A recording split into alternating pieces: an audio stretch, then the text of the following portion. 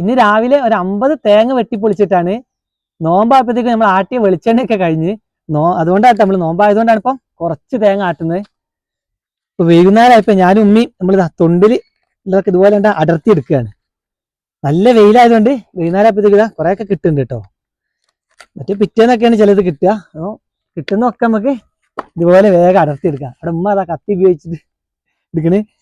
ഞാനിവിടെ screw driver എളുപ്പമാണ്, കത്തിയൊക്കെ എളുപ്പമാണ്. അപ്പം നമുക്കിത് വേഗം അടർത്തി എടുക്കാം. നിങ്ങൾ ആദ്യമായിട്ടോ ഇത്ര കുറച്ച് തേങ്ങ ആട്ടാനായിട്ട് പൊളിച്ചിട്ടത്.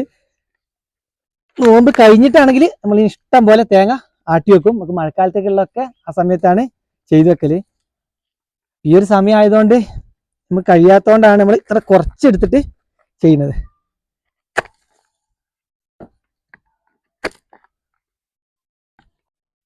എനിക്ക് എളുപ്പമേ സ്ക്രൂ ഡ്രൈവർ ആയതുകൊണ്ടാണ് ഞാൻ ഇതെടുത്തത്. ഉമ്മാക്ക് അതുപോലെ കത്തിയാണ്. കത്തി എന്ന് പറഞ്ഞാല് നമ്മളെ കറിക്കത്തിയുടെ ഒരു പഴയ ടൈപ്പ് കത്തിയാണ്. പിന്നെ ഇപ്രാവശ്യം തരല്ല വേഗം നമുക്ക് അടർത്താൻ കഴിയുന്നുണ്ട്. നല്ല വെയിലുള്ളതുകൊണ്ട് കേട്ടോ. അത് ഇതുണ്ടല്ലേ നമ്മള് എടുത്ത തൊണ്ടൊക്കെ കാലിയാകുന്നുണ്ട്. എടുക്കുന്നതെല്ലാം കറക്റ്റായിട്ട് നമ്മൾ അതുപോലെ തേങ്ങ എടുക്കുന്നുണ്ടായിരുന്നു.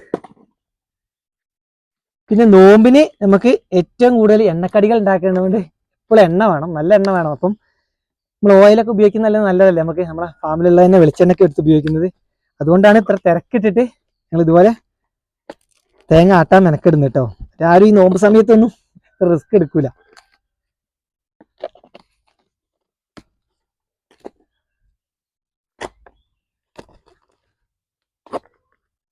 നമുക്ക് ഇന്ന് വൈകുന്നേരം തന്നെ ഇതൊക്കെ അടർത്തിയിട്ട് കഴിഞ്ഞാല് രാവിലെ ഇതെന്തായാലും നമ്മൾ ചെറുതാക്കി ചെത്തണം. രാവിലെ ചെത്തിയിട്ടാൽ വെയിൽ വരുമ്പോഴത്തേക്ക് പണികളൊക്കെ തീർത്തിട്ട് വേഗം വെയിലത്തിടാം.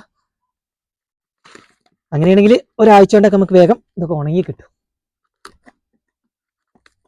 ഉമ്മ രാവിലെ തന്നെ ഒക്കെ ചെറുതാക്കി ഇതുപോലെ ചെത്തിയിട്ട് കേട്ടോ. ഇങ്ങനെ ചെത്തി കഴിഞ്ഞാൽ എന്താ പറയാ, നമുക്ക് വേഗം ഉണങ്ങി കിട്ടും. കഴിഞ്ഞില്ലമ്മ. എപ്പോഴും നമ്മൾ തേങ്ങ ചെത്തിയിടുമ്പോഴേ വെയിലുണ്ടാവില്ല. ഇന്നെന്തായാലും വെയിൽ നേരത്തെ വന്നിട്ടുണ്ട് കേട്ടോ. പരത്തിയിടാം.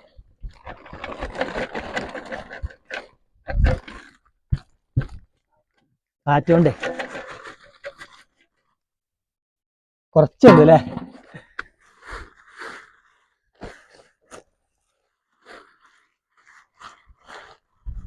ഇങ്ങനെ കനം കുറഞ്ഞ് നിരത്തിയിട്ടാൽ നമുക്ക് വേഗം ഉണങ്ങി കിട്ടും.